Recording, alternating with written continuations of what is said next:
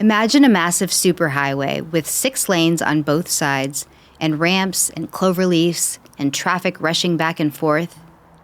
Now zoom the picture out to include all of the smaller routes cutting through the city, and the side streets and alleyways, with little dead-end residential roads. That's what podcasting is now. Once upon a time, very few people knew what a podcast was. Then anybody could tell you, whether they listened or not. And now, ask people the simple question, what's a podcast? And you can't predict what they're going to say. James Cridland, creator of Pod News. If you talk to podcasters, they will say that a podcast is something with an audio file, MP3 format audio file without DRM, available for download, and comes to you using an RSS feed. And that's a very technical, dull, and tedious answer. Maybe they'll mention one of the mega corporations I used to work for, Acast, iHeart, SiriusXM. Maybe they won't even use the word audio or listen. I do podcasts generally around noon. That's when I start the day.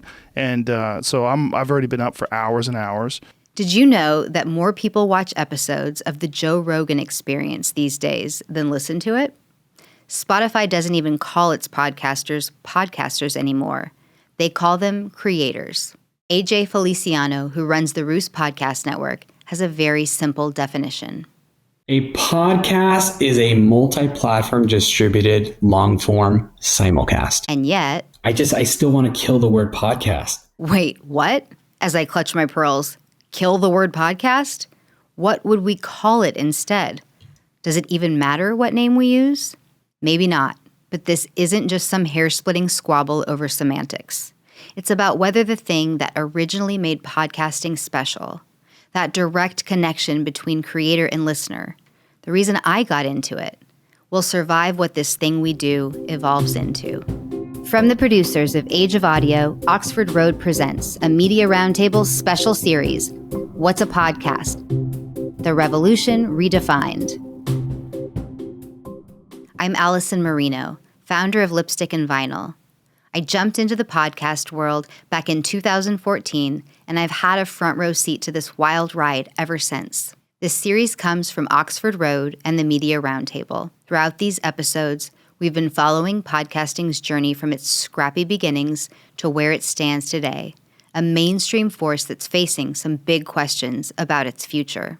You'll be hearing a lot from Dan Granger in this episode, CEO of Oxford Road and Veritone One, and a passionate champion for the future of podcasting. Dan didn't just sit down with pioneers and visionaries from across the industry. He embarked on a journey to uncover what makes this medium truly special, to define its essence, and to chart a course that preserves its unique power even as new technologies and market forces push it to evolve. And through their conversations, first-hand accounts, we're piecing together the story of a medium that's at a real crossroads. Act 1, Rebuilding from the Bust. Let's quickly catch up on our story so far. In episode 1, we followed podcasting from its DIY beginnings through the first decade. In episode 2, we saw how Serial made the medium go mainstream, sparking a gold rush that eventually dried up a few years after COVID hit. Now the industry's trying to pick up the pieces. And as it does, a lot of its leaders, including the ones you'll hear from today, are asking themselves, and each other, how they should think about defining podcasting now, and why that's such an existential question. In 2023, the big companies that went all in on podcasting during the boom years were scaling back. Spotify canceled its exclusive deals with Call Her Daddy and the Joe Rogan Experience. By the end of the year, it jettisoned the hugely popular shows Stolen and Heavyweight. And all those pandemic-launched shows, a lot of them disappeared when their creators realized that building an audience takes more than a USB mic and some enthusiasm.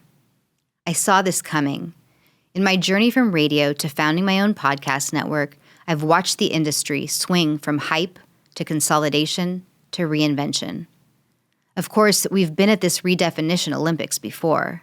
And after Serial hit it big, podcasting had to figure out how to balance its indie spirit with commercial success. But this time it's different.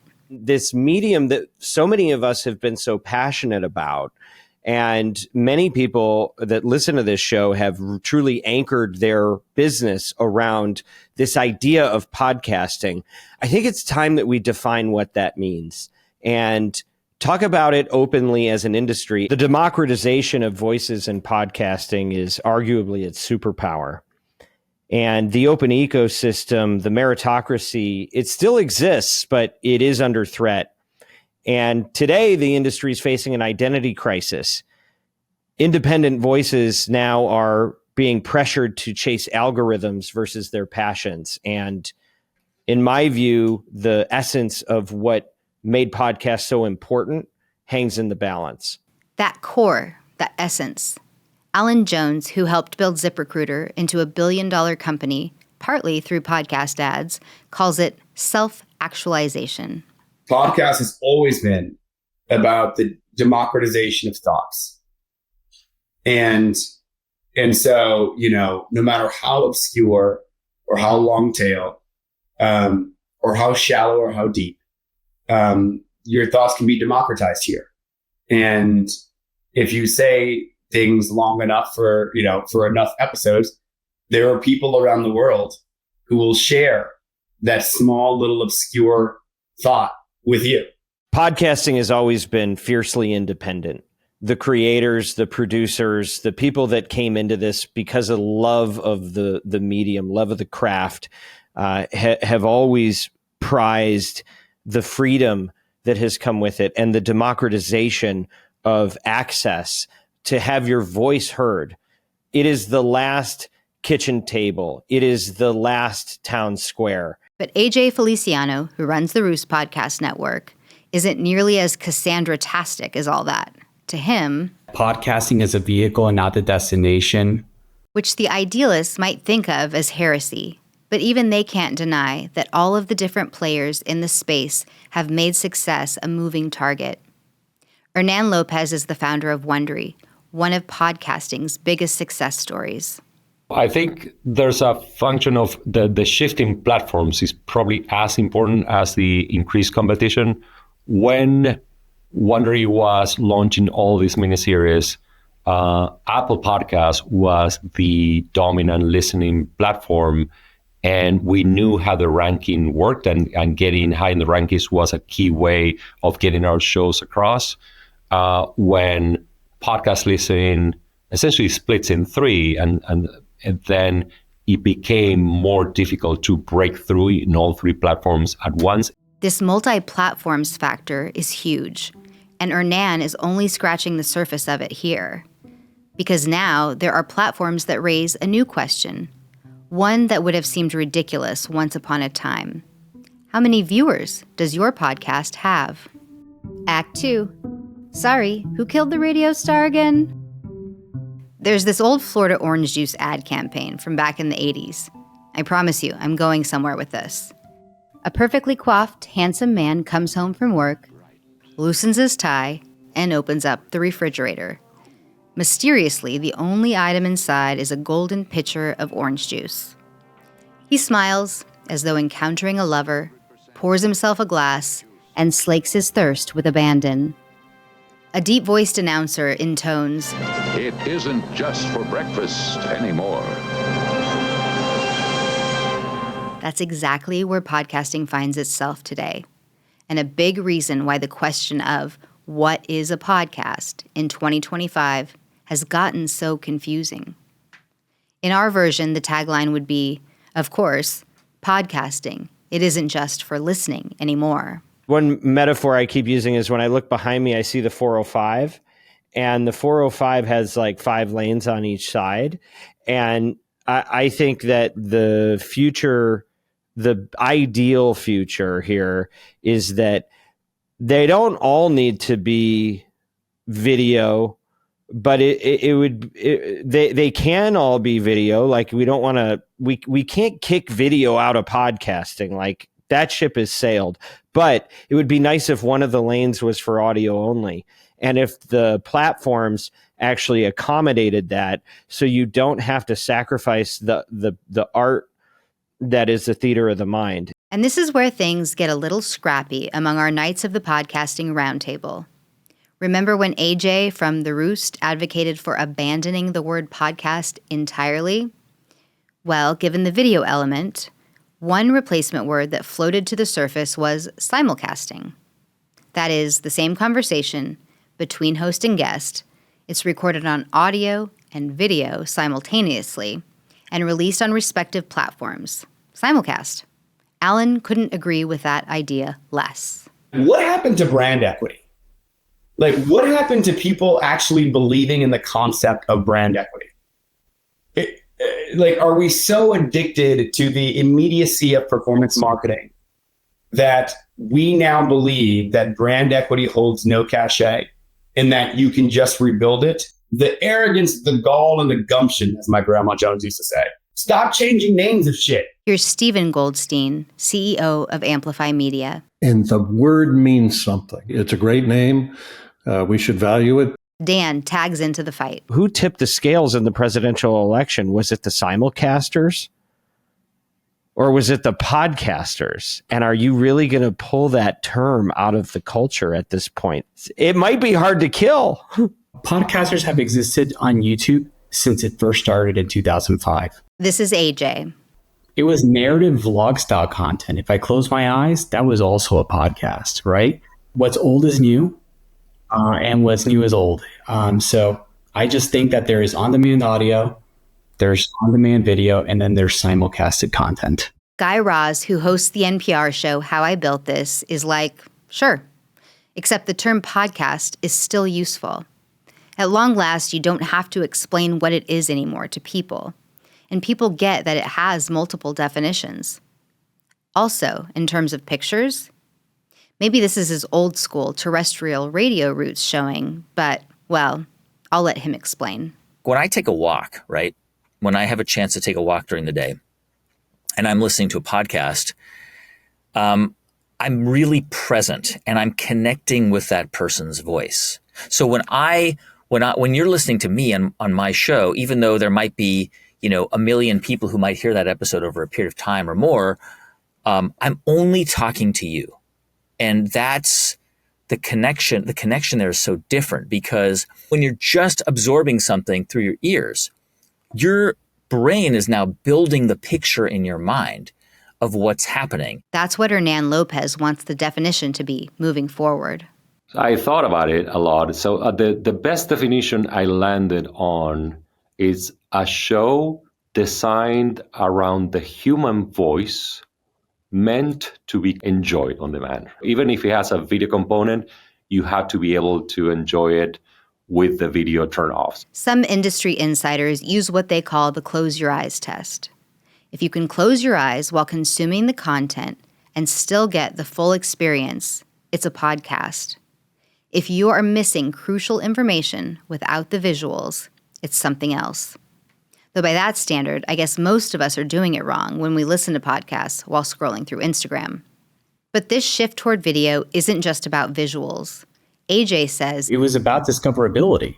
It was about that the platforms at the current stage didn't give them the ability to find the audiences outside of, hopefully you land on a carousel and gives you a little bit of a bump, or doing the age-old tricks of getting on a feed or collaborating as somebody's guest, etc. Here is Shane Pitson, former VP of Growth and Marketing at Quip. And the search capabilities have not caught up.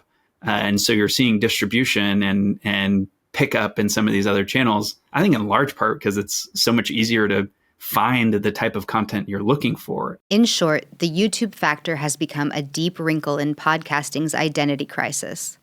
While traditional podcasting was built on RSS feeds and distributed across multiple apps, YouTube represents a proprietary platform with its own algorithms, monetization systems, and audience behaviors. Here's Larry Rosen, president of Edison Research. We have researched the people who say that YouTube is the primary way that they're consuming podcasts. They are overwhelmingly, they might say that it's on the TV in their living room and it's a little bit backgrounded or things of that nature, but they are typically in a position where they could look at it. There's very little evidence, at least to date, of people using YouTube in the exact same manner that they might use Spotify or Apple Podcasts or any typical podcast player, where it's purely an audio function. And Leo Laporte, founder of Twit TV, says you can build a direct connection with audiences through video too. What I was going for was always to make a more direct connection with the audience. I was very clear that I didn't want to build old media or me talking down to people. I wanted to have a community. So having video gave, and having a set that looked cool and had a sense of place would help that community, help that connection with the community. But Lex Friedman thinks the conventional wisdom about podcast viewers, is fundamentally flawed. I don't think people consume YouTube content the same way they consume audio. I love podcasts as audio because I can listen to them at times when I do not have the ability to watch a video. I'm driving my car or I'm doing work around the house. I'm, working out and not able to stare in one place the whole time. I cannot watch a video in those situations, or I would crash my car or drop weights on myself. So I appreciate that there's an audio only medium. People, I want to meet my audience where they are. So if somebody wants to experience my show on YouTube or whatever Spotify's video distribution thing is, great. I would love for them to be able to access my show. I don't think that the listening behavior is the same. I think that, people get very focused on the video component, but I'm hard pressed to believe that most people are watching all 3 hours of a Joe Rogan video. I think they're putting it in the background of their screen while they're doing other work. And I think that true audio listening is a more attentive practice than the backgrounding of video content that people also do. AJ thinks that succeeding on these new platforms, meaning YouTube and the socials, is akin to having to learn piano when you've always been playing the guitar. But YouTube actually has the algorithmic features that allows content to surface as long as you develop that skill. You look at some of the more established YouTube creators out there, and they'll be the first ones to tell you that YouTube is a game of skill, not chance. Think about what that means. We've gone from make great content and find your audience to master the algorithm or disappear. That's a fundamental shift in less than 20 years. Dan Franks, co-founder of Podcast Movement, worries about what this shift means for content quality. I am worried that people will see that video as a necessity or will see these kind of shiny objects, and that we could lose quality content that otherwise would be created. If you look at like a lot of the hit shows, they didn't start as hit shows. You look at Allure with Aaron Mahnke, or like I said, the Mr. Ballin, like those they started as a podcast. They got famous because of their podcast. They weren't celebrities. And for creators who want to stay audio only, the options are increasingly limited. If your vision is to create something that is best suited without video, there's no place for you, really, other than on these like fringe apps that most people don't use. But Pete Bersinger, the CEO of Podscribe, says podcasters should still stick to their roots, even in a nerdy technological way. I think the creators should continue to post everywhere, take advantage of every platform that's out there. My main point, though, is just don't lose sight of the RSS feed, because that's kind of your home base. You can spread out to all the other ones, but it still is worth you keeping hold of your RSS feed, because that is the one sort of area that you do control. These competing forces, audio versus video, open versus closed platforms, creative expression versus algorithm optimization, are the fault lines in podcasting's identity crisis. And they're shifting, carving new fissures in the ground, reshaping the entire business of podcasting. Which presents yet another question creators have to ask themselves. Are we making what we want to make, or what the algorithm rewards? Act 3. Follow the money. The official numbers say podcasting is about a $2 billion market, but Hernan Lopez says that figure doesn't tell the whole story. Definitely leaves out subscription, leaves out international, leaves out minimum guarantees and other kinds of revenue sources that are integral to podcast monetization, but are not necessarily capturing those $2 billion. Definitely leaves out YouTube podcast. And what's happening on YouTube is kind of bonkers. Evan Shapiro, a media executive who maps industry trends, ran down some numbers for everyone. YouTube put out a report called The Year of the Living Room, and they talked about 1 billion hours a day of YouTube watched on TV, just on TV, not total, because it's much bigger than that, but on TV, and 400 million hours a month of podcasting watched on YouTube, on TV, just on TV. And so I do think people are kind of lost in the sauce when they think of podcasting as a single platform art form, because I do think it has the potential to be substantially larger than that. So as the definition of podcasting changes, it's gotten harder for everyone, advertisers, creators, platforms, to really understand what the value of the medium is, culturally and artistically, but also financially. The challenges that we're running into in this process is that it has totally obliterated the progress that we made as an industry to have standards for measurement.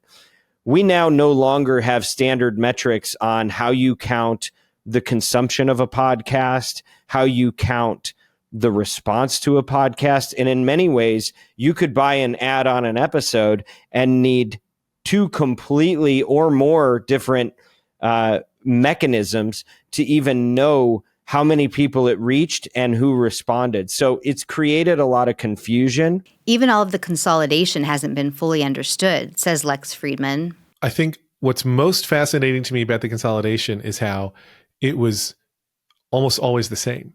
Like, no company thought, let me just get a maker of shows. They said, let me get a maker of shows plus an ad sales arm, plus a hosting platform.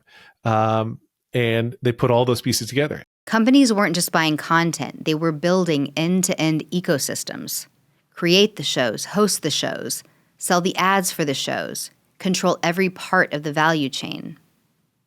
This raises questions about the so-called creator economy. Dan Granger wonders if independent creators are really as independent as we think. Today, everybody's got a network. Everyone has representation. Everyone has somebody that's handling something for them that they either staff themselves, which requires resources and investment, or they're partnering with other groups, right? So is that really fair to say that that's the rule? Or are we not back to the studio system? Have we gone full circle? Did we trade the old media gatekeepers for new platform gatekeepers? There's one other road to follow the money down. And Miranda Romano from Oxford Road with Veritone One has something to say to the people who were like, what does it matter what we call it? She doesn't buy that, literally. Like, it may not matter to a listener. Like, who cares what it's called? I'm just looking to access. But from a buying perspective, like, we need clear definitions. I think, like, what we see in podcasting is sellers kind of like naturally want to break things down into as many categories as possible. This is where the rubber hits the road with all of this question asking. Back when podcasting was niche and cute, no one would have imagined asking any of these questions, let alone that the answers would have real-world consequences. How do you feed your family? I've been saying all along that the title of this podcast series is a philosophical question about the soul of an art form. But at one point during the discussion, Dan said something that refutes that. This question about what is a podcast is so important. It is not a philosophical discussion. This affects dollars that go into people's pockets. This affects jobs that are either going to be added or cut. This affects the way that consumers are able to find meaning in things that are important to them in ways that were never possible before.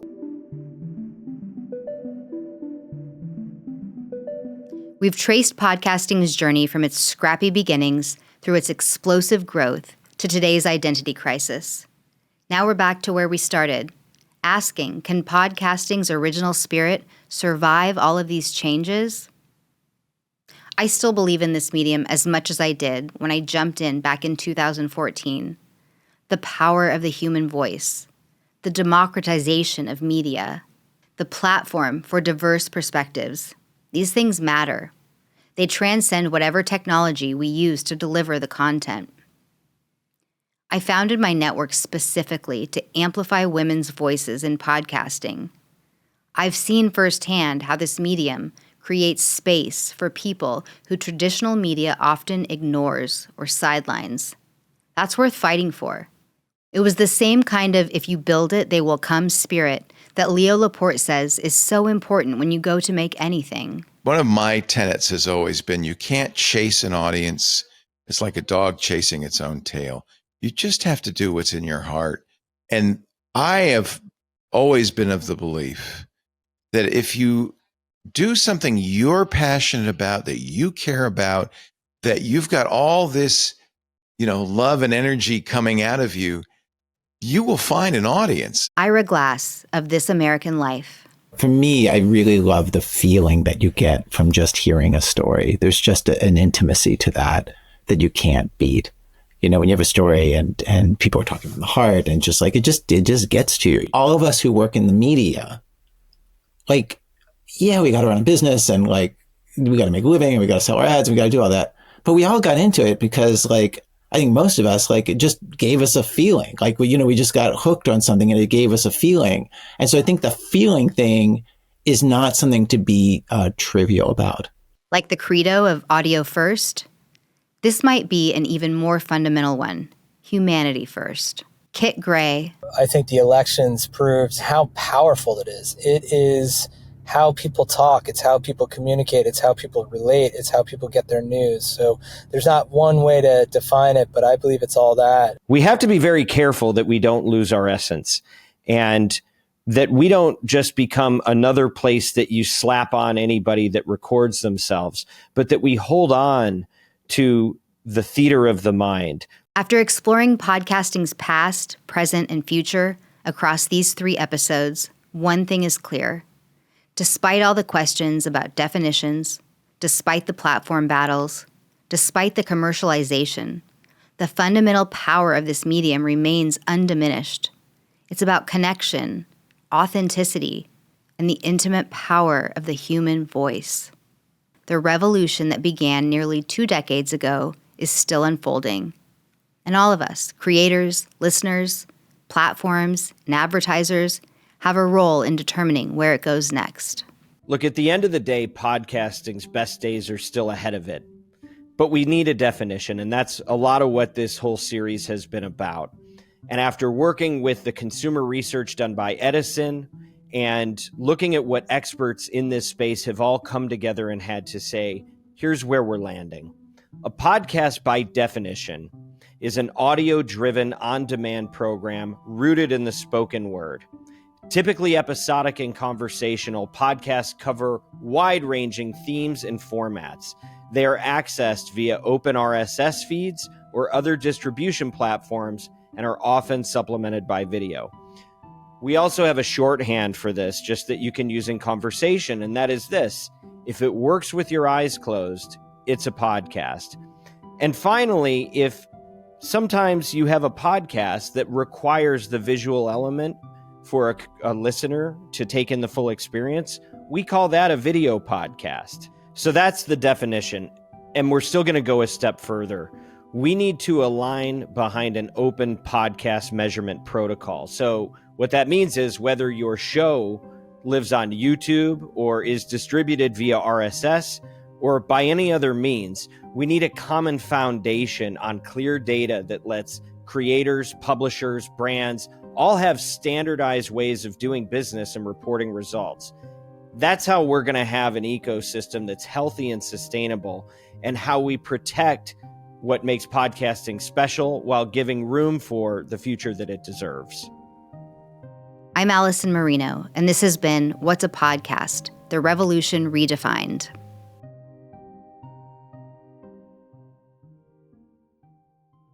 This podcast is brought to you by Oxford Road and Veritone One, where we want you to succeed in audio and creator-based media to use influence for good. As members of the marketing community, we have the power to advance voices that don't just entertain, but edify, to build bridges across differences and preserve fair-minded discussion around the most important topics of our age. If you're a marketer looking to align your brand values with extraordinary business outcomes, reach out to Oxford Road by visiting oxfordroad.com and subscribing to their weekly newsletter, The Influencer. The Media Roundtable would love to hear from you. If you have any feedback or suggestions, please don't hesitate to reach out to us at info@mediaroundtable.com. Thank you to our guests and to Haley Weiss, Ruby Mora, Bianca Gorodinsky, Ezra Fox, Mary Jane Balash, Neil Lucy, Olivia Gerving, and the team at Podcast One. This podcast was produced and edited by Sean Michael Colon, the director of the documentary Age of Audio, with additional story editing by Sean Cole and additional editing by Emily Oliver. Music by Breakmaster Cylinder. As always, influence responsibly.